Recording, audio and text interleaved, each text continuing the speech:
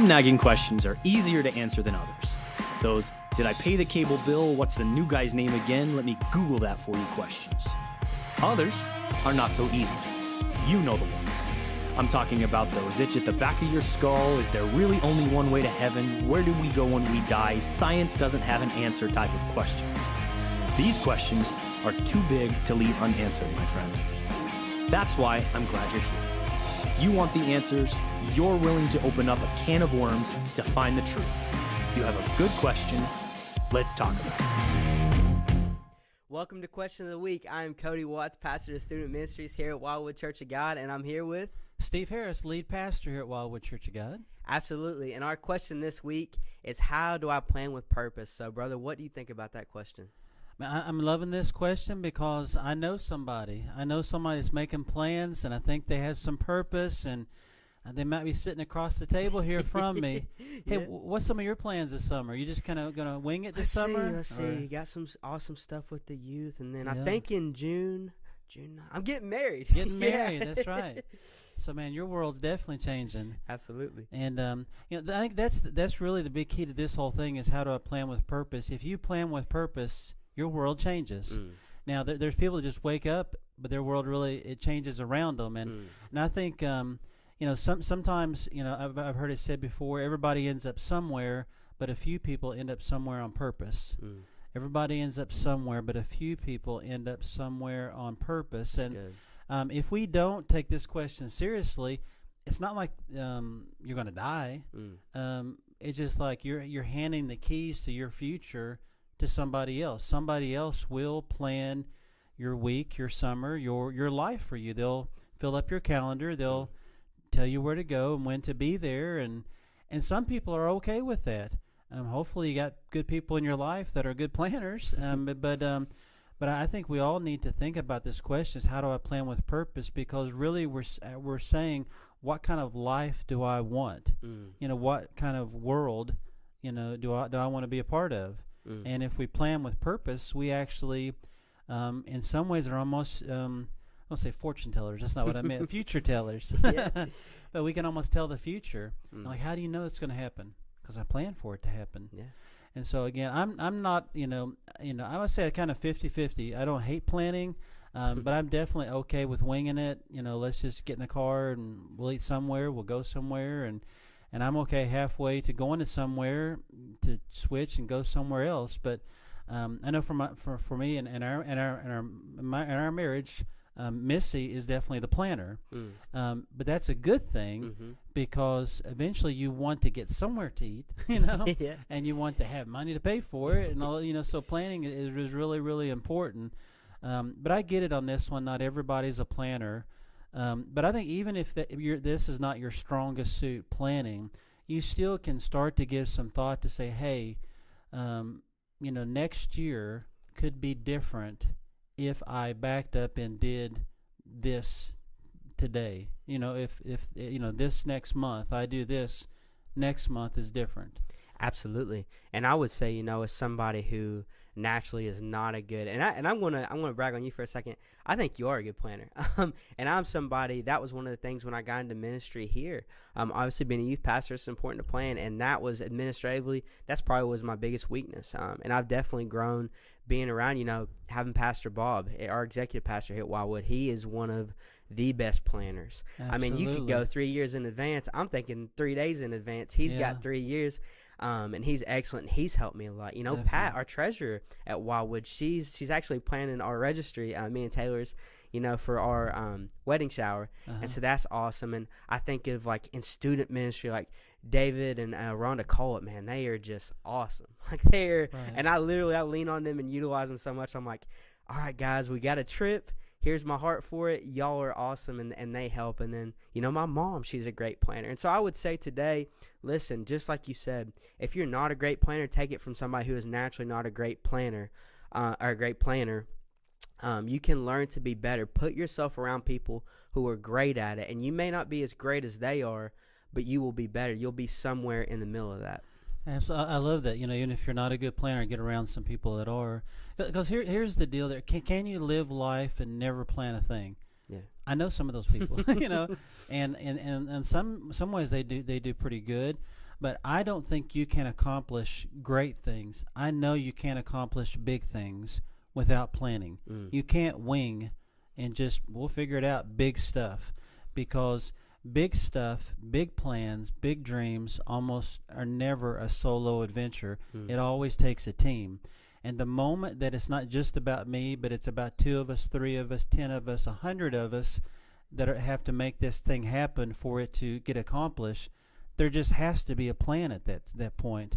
And I would even say on a if you're not owning a business or something like that, it just, and on the family level, when I was single back in the day, I didn't have to plan nothing. Wanted to sleep in, I slept in. If I wanted to eat out, I ate out. If I wanted to open up a can of pork and beans, that could be my supper. But the moment that can now have a wife, now I have a son, I've got 2 daughters. They may not want pork and beans, for supper. They may want something else. And so lots of times now as a family, just silly things, we'll plan out our meals. We'll actually, so when we go to the grocery store, we get everything, and then we plan in there, usually because just where our life is, a flexible day. Like, hey, we know that day could go crazy, so we got options. So we even get down to planning options for our food. But you just, the moment that you involve other people, you've got to plan.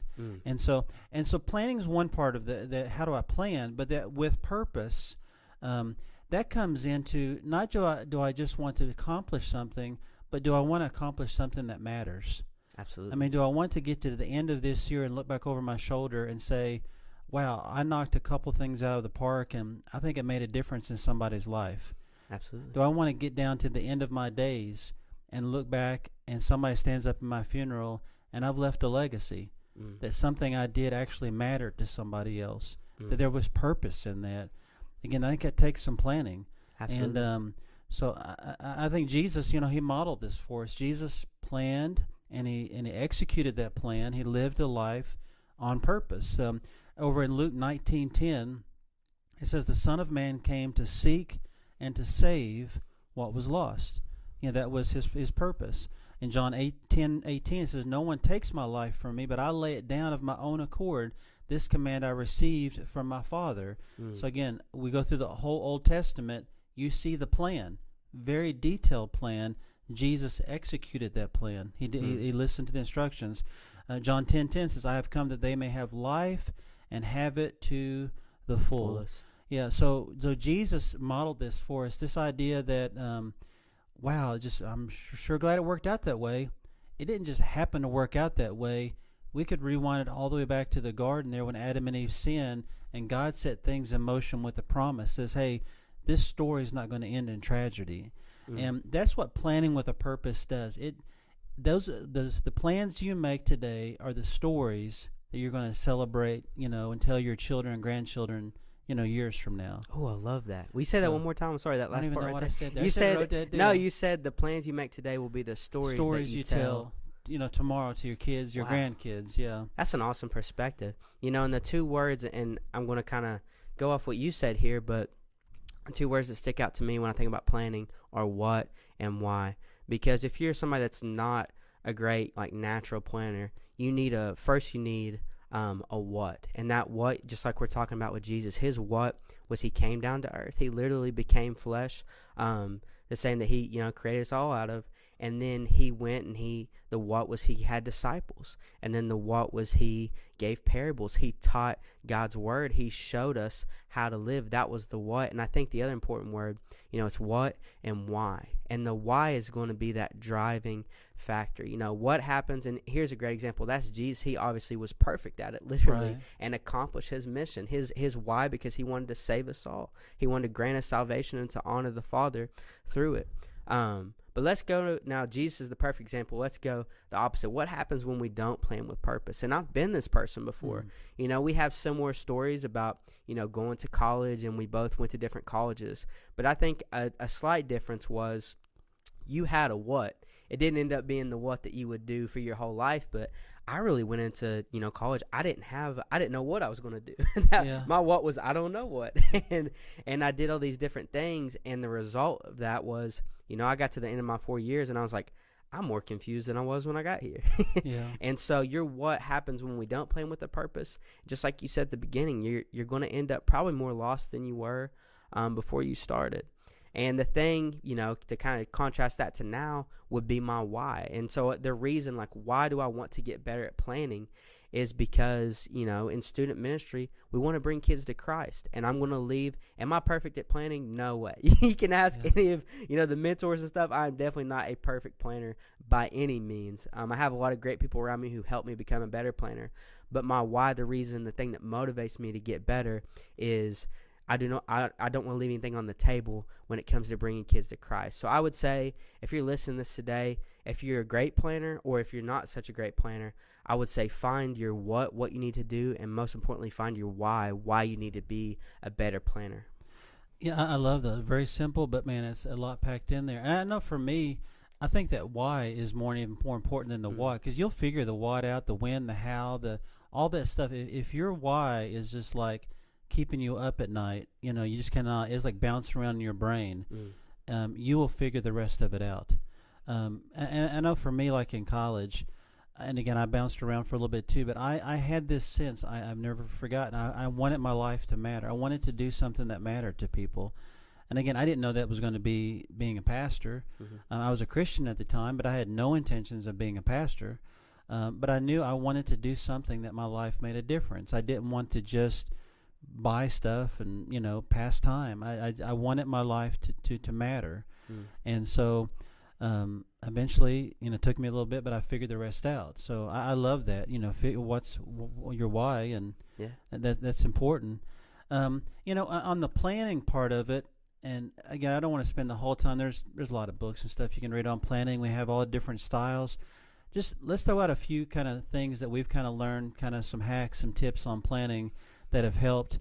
I know for me, planning, just writing it down helps me a lot. Getting it, I don't know what it is about getting it out of my brain and onto paper or, onto a Word document on the screen, but it makes it more real, more tangible, and I start processing it and thinking about, okay, well, I didn't think about this, what about this, and is once I write it down. So I think, write down, whatever that goal is that needs to be accomplished. Like if it's, a year from now, I want to bench, whatever, 225, or, I want to, whatever, I want to have this career, I want to, whatever it is, writing it down, I think, it changes something. Amen. Absolutely. I think this is going to be a weird analogy, but just try to go with me. I think writing things down is kind of like the bacon of like planning, because bacon's one of those things. I got your attention. No, bacon, until you have it on something, you don't know how good it is. And planning for me,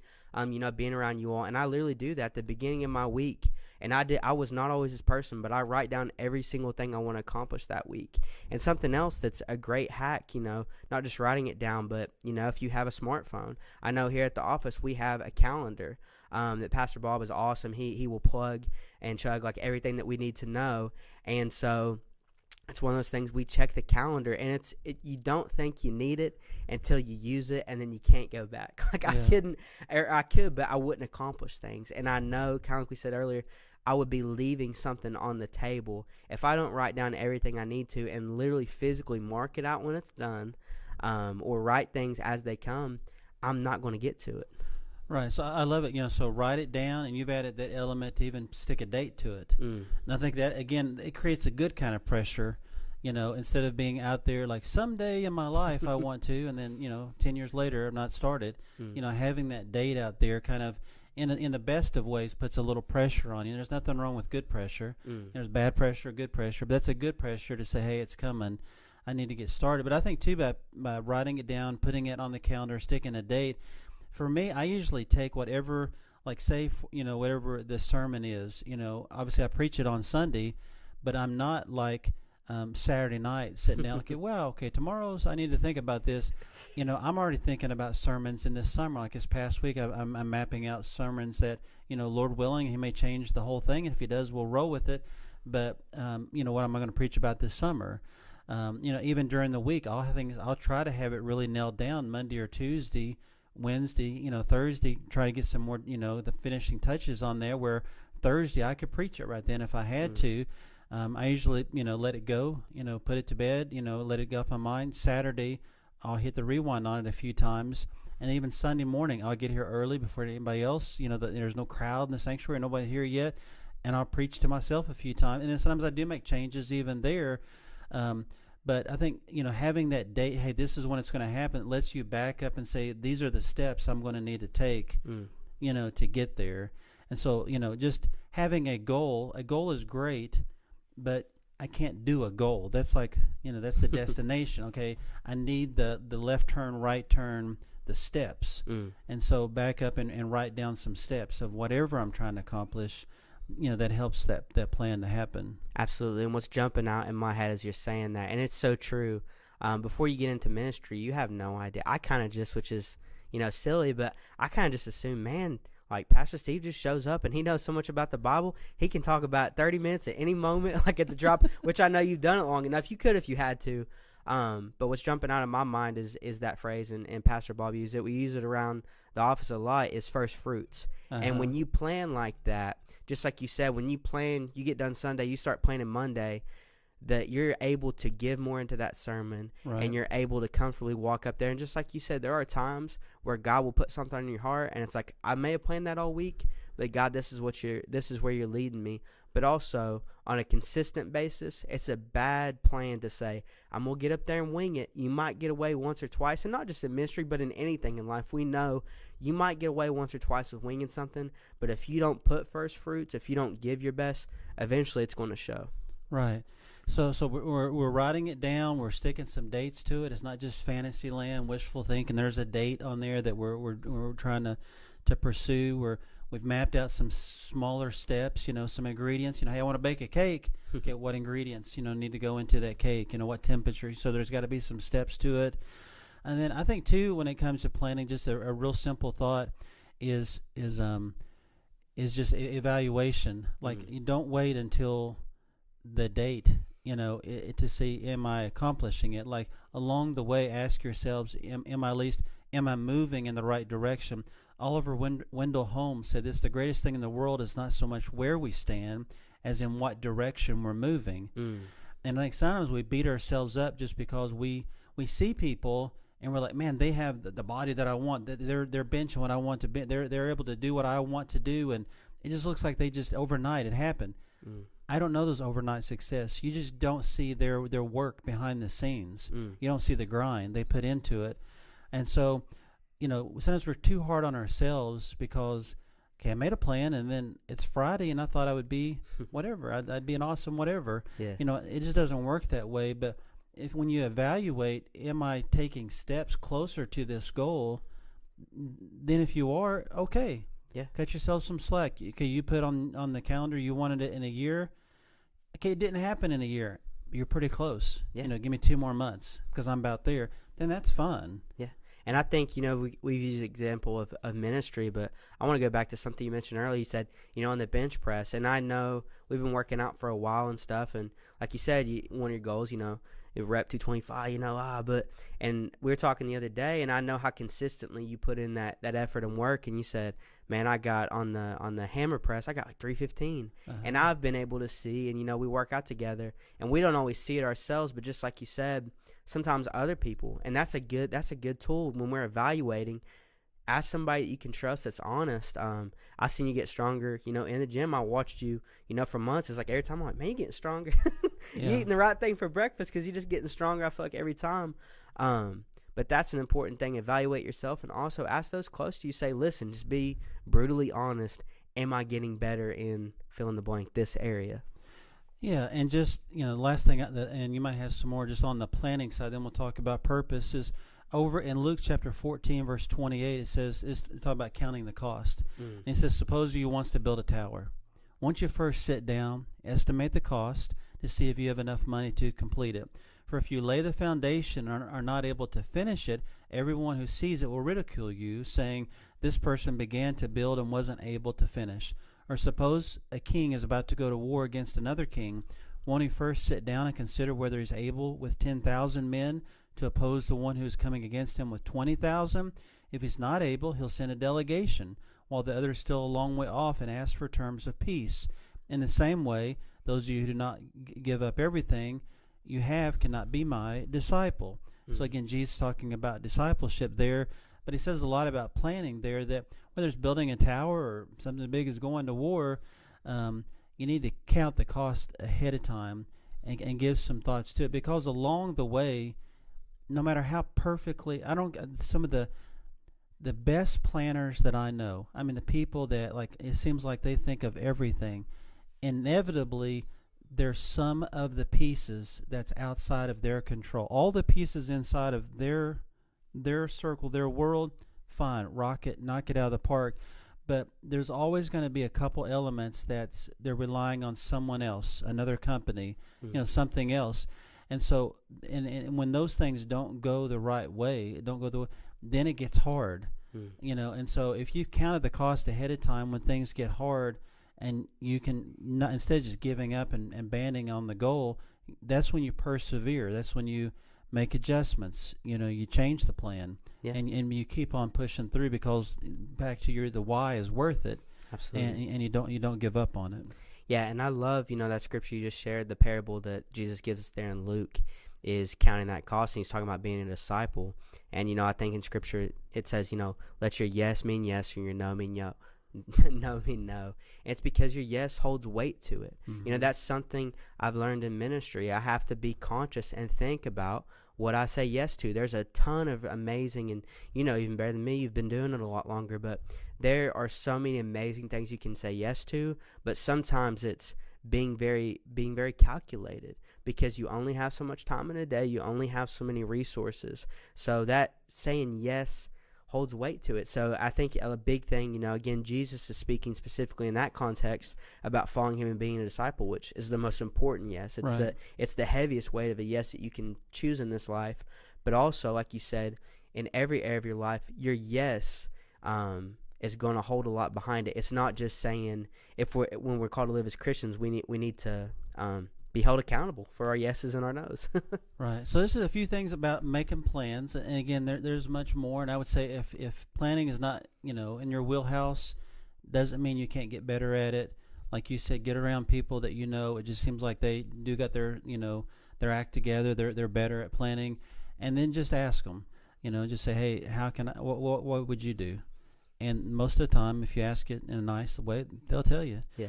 Let's talk about that purpose side of things, because, again, many people have accomplished things but looked over their shoulder and said, what was it worth? I mean, I've known people that have given their life to accomplish a goal only to get handed the trophy and said it was almost the worst day of their life, because you're like, I thought it would be more. I thought I would feel this, or this is not what I expected. And so we want to accomplish something that has purpose. Now, I think, there are some purposes that cross, we all should have. We all want to please God. We all want to honor God. But we're all going to have different things that we go for. But we got to have some purpose. We got to have some vision. Proverbs 16:9 says, in their hearts human plan their course, but the Lord establishes their steps. Proverbs 19:21, many are the plans in a man's heart, but it's the Lord's purpose that prevails. And I just put in my notes, it says, where there is no vision, where there is no purpose, for a godly family, 50% or more of marriages, they end up in divorce. Where there's no vision for a healthy life, most people don't accidentally get in shape. They struggle, physically. Where there's no vision for financial freedom, most people don't stumble into a big savings account and doing well, but they're usually broke or bankrupt. Where there's no vision, no purpose for a meaningful work, career, most people just exist and say, I hate my job. And so it matters that we do things with purpose. So how do you think we can see that purpose clear? Because obviously Jesus, he says, man, I know why I'm here. Right. I'm getting after it. Yeah. I think sometimes, at least for me early on, I feel like that's clearer to me now than it's ever has been.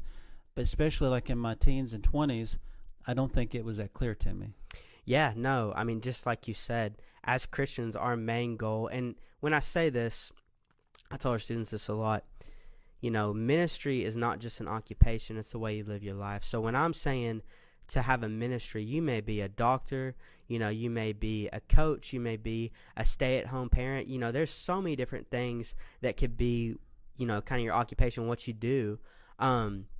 but you can have a ministry in any of those things. So I would say let your purpose always be, just like you said, to honor and glorify God, in whatever you do. And I was thinking too, something important, let your purpose drive your passion, and not to let your passion drive your purpose. And what I mean by that, let your purpose be, and what we do in ministry. My purpose drives my passion, which means my purpose is to try to, and I know yours is the same, all of us, is to bring people to God. And so I let my passion kind of be driven by that. The danger, if we let our passion drive our purpose, so there's days that we may feel more passionate. There's days where you're like, man, I'm ready to get out there and just kill it with this sermon, or I'm ready to get out there and serve, and I'm ready to get out there. But there's also days where it's like, man, I'm struggling today. But if you let your purpose drive your passion, it says it doesn't really matter. What we're getting at is feelings. It doesn't really matter how I feel.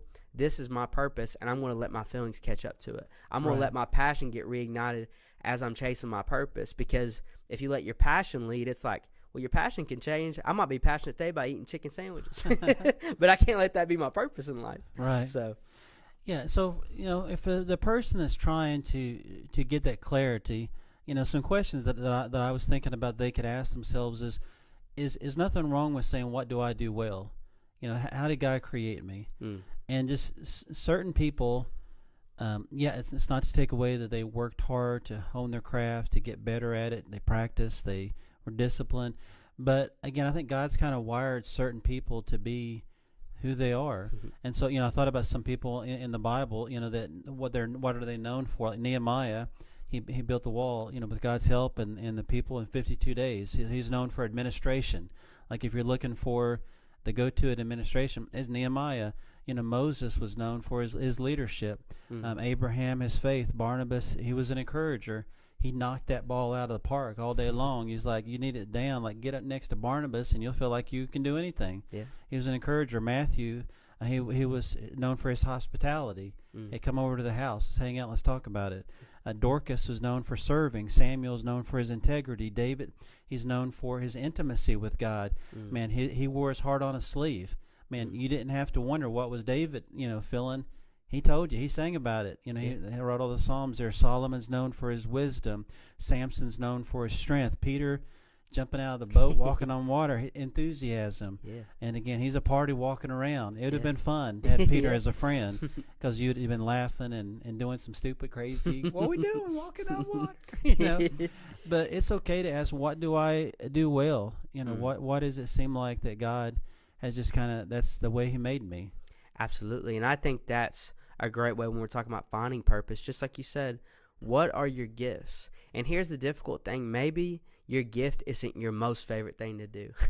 Sometimes you have a gift and you're like, well, maybe I'm great at art, but my real passion is driving, or riding dirt bikes. And it's like, okay, that's great, but can you reach more people? And I guess what I'm getting at is, what can you be the most effective at and have the most impact?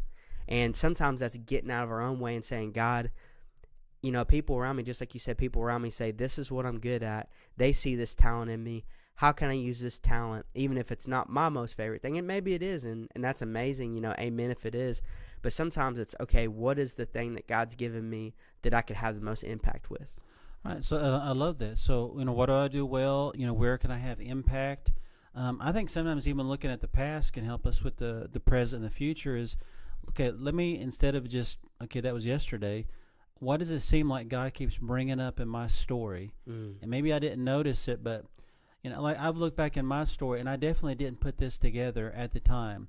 But I've looked back, and I can remember, and I had like little jobs, riding the bike around, picking up, L8 bottles, and because you could take them back and like a deposit and get a nickel or dime or something for them. And then I mowed yards. But I remember my first like job, like working out in public, was Wendy's, like working fast food. But at the time, I just did the best I could working at Wendy's. Ended up getting promoted to the manager there. I can remember going from Wendy's. I worked at another, restaurant, and then I went to a grocery store. I was tired of smelling like grease all the time, so I went to the grocery store, and I started off at the bottom, just bagging groceries, stocking shelves, working in produce. But eventually, I worked my way up to be the manager there. I remember when I went to college, I was involved in this group called Students for Christ at EKU. And at first I just showed up and was glad to have some friends, but then they found out I played the guitar, and all of a sudden that went, hey, when you want to sing, lead some singing, and so all of a sudden now I was the worship leader for our get-togethers. Awesome. And so I didn't put that all together at the time, but God, it seemed like He was all along the way, putting me in spots of leadership, of getting stuff done. And so I think sometimes your past can kind of be an indicator of like, man, it seems like if I kind of reflect on my story, and a lot of times we just don't hit the pause button to reflect. But what in your story does God seem to keep bringing up and saying, okay, took me a while to see that, God, but I see it now. You keep bringing this up in my life. Maybe this is something I should really go after. And that's so good. That's something I wish, like I said, when I was younger, I wish I would have thought of that, because I think back to my life, obviously grade school, middle school, high school was blessed, here at Wildwood and being in children's ministry and being in youth group. But then even when I got to college, I could say the same. Like I would always find myself, when I was at Georgetown, I had a group of friends that we followed Christ. When I was at Eastern, when I was at Moorhead. And the crazy thing is, right before I graduated, I was actually in a group, and every single person in that group was in ministry except for me. And I thought, how did I get, I was in this Bible study, and again, and my goal was like, God, let me find something to honor and glorify you. But I just never even thought that it could be a possibility. I was like, I never knew that I could even I just didn't have that mindset. But I was like, God, how can I honor and glorify you? And I looked around, but you're right. And I'm looking back, and I'm like, man, I should have just been like, how do y'all get into ministry? instead of eventually, and God worked it out, because He always does. But you're right. I think your past is a great indicator. God shows us, He gives us these clues like, listen, you're great at that. Can you sing? Have you sung in the church choir? Did you sing in the talent show?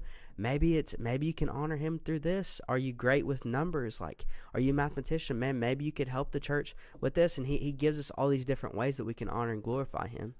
Yeah, so looking back at your past, that could help you find your purpose, but also I think looking at your present. And what I mean by that, sometimes I talk with people, and they're great talkers. They talk a great game. I want to do this, and I'm going to accomplish that, and I'm like thinking, man, hey, we're volunteering today. We're raking leaves. Can you maybe just show up and rake leaves? Oh no, man, I'm doing this. Is this sometimes we want to do? We want to skip ahead, to the final whatever. And we don't want to, along the way, just do what God puts in front of us. People sometimes like, hey, can I preach this Sunday? No. Because I don't even heard you talk out loud before. But I can remember, in my story, Terry said, hey, will you teach Sunday school class for me this one Sunday? Scared to death. I'm not a public speaker. But this was the opportunity that he was giving me that day was, hey, I need a speaker. Now, I think he was smarter. He knew what he was doing. Yeah. I didn't know what he was doing to me, but he was, but he asked me to teach, and, he helped me, give me, this is the lesson plan and stuff. He went over it with me. But that day I taught that class, I was just shaken to pieces. I just shook that little music stand to death and the paper, and I don't even know what I said, but they were nice to me, and and didn't boom me out of there, nothing. But I can't imagine it was that very good, Yeah. But that was the opportunity that I had, and I can remember I had an opportunity to speak. They want someone to speak at the nursing home, and again, I went to the nursing home, and again, just the people they were. I don't know if they really wanted to be there or not, but it was like church time, and they willed them in. I don't know if they gave them a choice or not, but there was a audience that I had to preach, and so I gave them all that I had. I preached my heart out to them, and so I think along the way, just do the thing that's right in front of you, and then if you're faithful in that, then God will give you the next thing, But when we wanted to fast forward that and like, God, I just want to go to the, whatever you're going for, the goal is, the finish line. I don't know if you're ever going to get there, And I say too, an important thing for those maybe who you're in your purpose. I think an important thing for them to do, you said your pastor did it with you, is to give them a situation that they can see their potential, to help them find their purpose, put them in a situation to help them find their potential. That's what he did for you. That's what you did for me. You literally gave me a call, and you're like, hey, would you like to, preach a little bit and kind of lead a little bit in children's ministry? And I was scared. I was like, I don't know.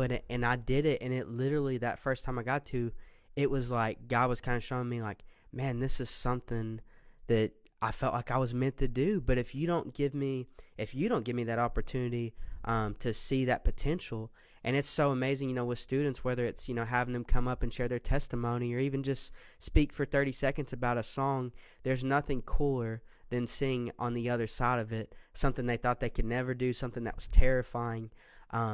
Whether they go into like the occupation ministry or not, saying, oh man, like God can use me through this. There's nothing cooler than that. Right. And so we have to plan. You know, if you want to end up somewhere on purpose, make a plan, but make that destination something that's worthwhile. And that's where the purpose comes in. You know, Acts 20 verse 24 says, "I consider my life worth nothing to me, if I may finish the race, complete the task the Lord Jesus has given to me." And I think for all of us, that's the goal right there. Is God, at the end of my days, I just want, well done, good and faithful servant, that I finish the task. And you know, don't be afraid to fail. You know, some people never even get started. You know, say two of the hardest things is getting started and getting finished.